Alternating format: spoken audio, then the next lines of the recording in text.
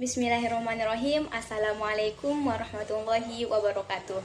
Perkenalkan, nama saya Yunita Putri Januarti beserta rekan kelompok saya Nida Ankhofia kelas 1F Prodi PGMI di Universitas Islam Negeri Mataram.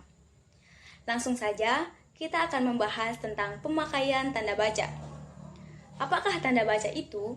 Tanda baca adalah suatu bentuk simbol yang berguna untuk membuat susunan kalimat menjadi beraturan dan untuk memberikan tekanan atau nada atau intonasi pada suatu kalimat.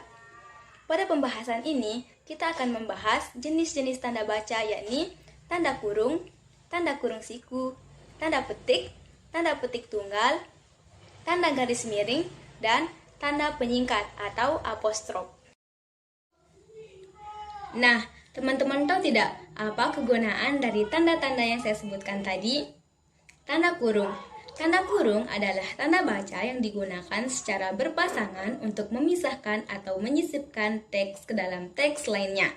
Fungsinya yaitu pertama, tanda kurung lengkung dipakai untuk mengapit tambahan keterangan atau penjelasan. Misalnya, warga baru itu belum memiliki KTP atau kartu tanda penduduk, di mana kalimat yang berada dalam tanda kurung tersebut merupakan penjelasan dari KTP. Yang kedua, untuk mengapit keterangan atau penjelasan yang bukan bagian utama dari kalimat. Misalnya, sajak Tranggono yang berjudul Ubud atau nama tempat yang terkenal di Bali ditulis pada tahun 1962, di mana kata Ubud merupakan nama tempat yang terkenal di Bali. Yang ketiga, untuk mengapit huruf atau angka yang digunakan sebagai penanda pemerinci. Misalnya, faktor produksi menyangkut A. bahan baku, B. biaya produksi, C. tenaga kerja. Tanda kurung siku. Tanda kurung siku dipakai untuk mengapit huruf, kata, atau kelompok kata sebagai koreksi atau tambahan pada kalimat atau segi kalimat yang ditulis orang lain. Tanda itu menyatakan bahwa kesalahan atau kekurangan itu memang terdapat di dalam naskah asli. Contohnya, sang sapurba mendengar bunyi gemerisik. Mengapit keterangan dalam kalimat penjelas yang sudah bertanda kurung. Maksudnya adalah kata mendengar dalam naskah asli kurang huruf D. Sehingga penulis yang kedua menambahkan huruf D yang ditandai tanda kurung siku. Contoh yang kedua, persamaan kedua babak ini atau perbedaannya dibicarakan di dalam bab 2 atau lihat halaman 35 sampai 38 perlu dibentangkan di sini. Maksudnya adalah karena tanda kurung sudah digunakan dan ada keterangan lagi, maka digunakanlah tanda kurung siku. Tanda petik. Tanda petik dipakai untuk mengapit petikan langsung yang berasal dari pembicaraan naskah atau bahan tertulis lain. Misalnya, merdeka atau mati, seru Bung Tomo dalam pidatonya. Tanda petik dipakai untuk mengapit judul saja, lagu, film, sinetron, artikel, naskah, atau bab buku yang dipakai dalam kalimat. Misalnya, sejak pahlawanku terdapat pada halaman 125 buku itu. Tanda petik dipakai untuk mengapit istilah ilmiah yang kurang dikenal atau kata yang mempunyai arti khusus. Misalnya, dilarang memberikan amplop kepada petugas. Tanda petik tunggal. Tanda petik tunggal dipakai untuk mengapit petikan yang terdapat dalam petikan lain. Misalnya, kita bangga lagu Indonesia Raya digunakan di arena Olimpiade, itu kata ketua KONI.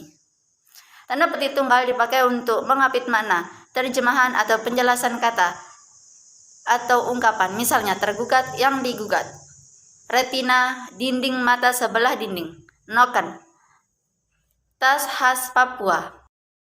Tanda garis miring. Tanda garis miring dipakai dalam nomor surat, nomor pada alamat, dan penandaan masa atau tahunnya yang terbagi dalam 2 tahun takwin. Misalnya, nomor 7 garis miring PKI garis miring 2 garis miring 2013. Tanda garis miring dipakai sebagai pengganti kata dan atau serta setiap. Misalnya, mahasiswa garis miring mahasiswi atau mahasiswa dan mahasiswi. Tanda garis miring dipakai untuk mengapit huruf kata atau kelompok. Kata sebagai koreksi atau pengurangan atas kesalahan atau kelebihan di dalam naskah asli yang ditulis orang lain. Misalnya, buku pengantar, link, garis miring G, garis miring, Wistik karya Verhaar, dicetak beberapa kali. Tanda penyingkat atau apostrof. Tanda penyingkat atau apostrof dipakai untuk menunjukkan penghilangan bagian kata atau bagian angka tahun dalam konteks tertentu. Tanda apostrof kelihatan sama seperti tanda petik tunggal, tetapi sebenarnya berbeda. Contoh tanda apostrof. Dia kan kusurati.